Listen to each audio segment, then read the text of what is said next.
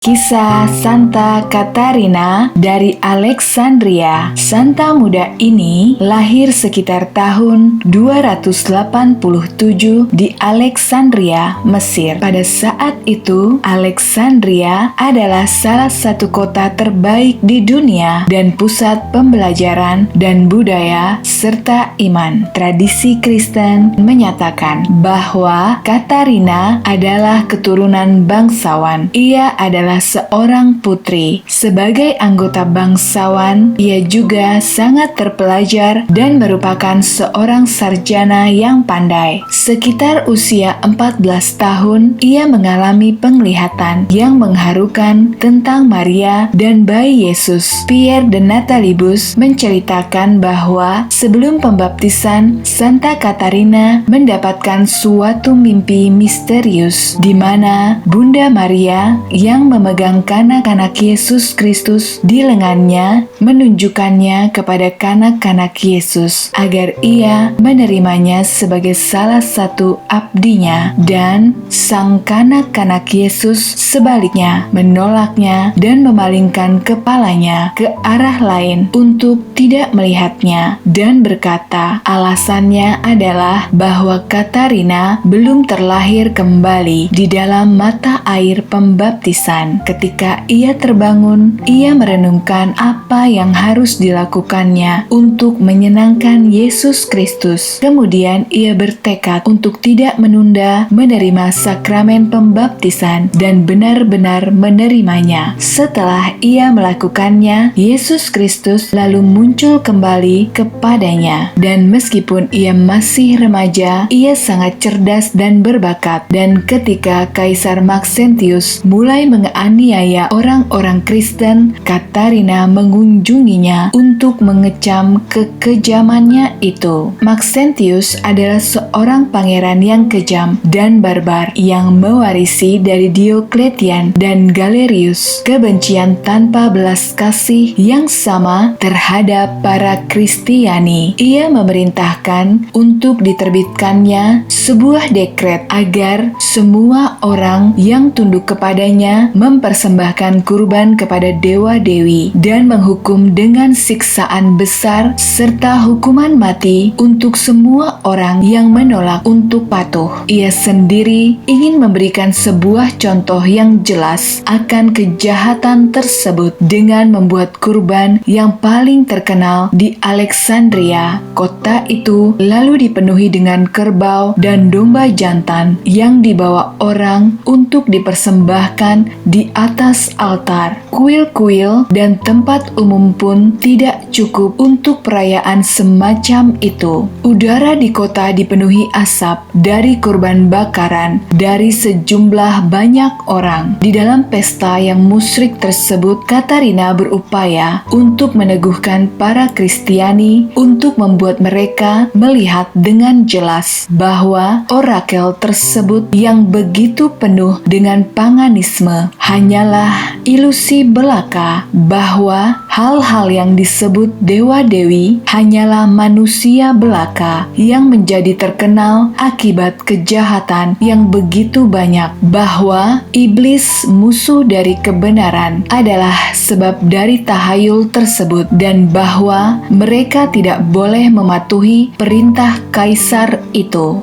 jika mereka tidak ingin menerima murka dan hukuman kekal dari Dia yang menciptakan langit dan bumi. Dialah satu-satunya yang patut disembah. Kata-kata Katarina yang dipenuhi dengan rahmat meneguhkan dengan mantap jiwa-jiwa yang lemah yang tadinya dikoyakkan oleh perayaan megah tersebut. Tetapi Katarina tidak tinggal diam karena ia melihat bahwa kota tersebut yang dipenuhi dengan kurban dipenuhi pula oleh darah orang Kristiani yang menolak untuk hadir pada kurban pembakaran tersebut. Kemudian ia bertekad teguh untuk mendatangi sang kaisar di tengah tengah-tengah kuil Serapis, di mana dia melakukan perayaan yang musyrik tersebut. Untuk memprotes kejahatan tersebut, Katarina pun meminta untuk berbicara kepadanya, dan karena tingkah laku Katarina yang mengagumkan serta kecantikannya yang luar biasa dan keagungannya yang tampak di wajahnya serta seluruh tindakannya, tidak sulit untuk kaisar untuk mendengarkan Katarina. Lalu Katarina berkata kepada sang kaisar dengan tegas bahwa kaisar harus mengakui sendiri bahwa dewa-dewi yang banyak jumlahnya itu yang disembahnya adalah satu kesalahan besar, sebab terang akal sehat menunjukkan kepada kita bahwa hanyalah mungkin terdapat suatu keberadaan dan satu pokok dari segala hal.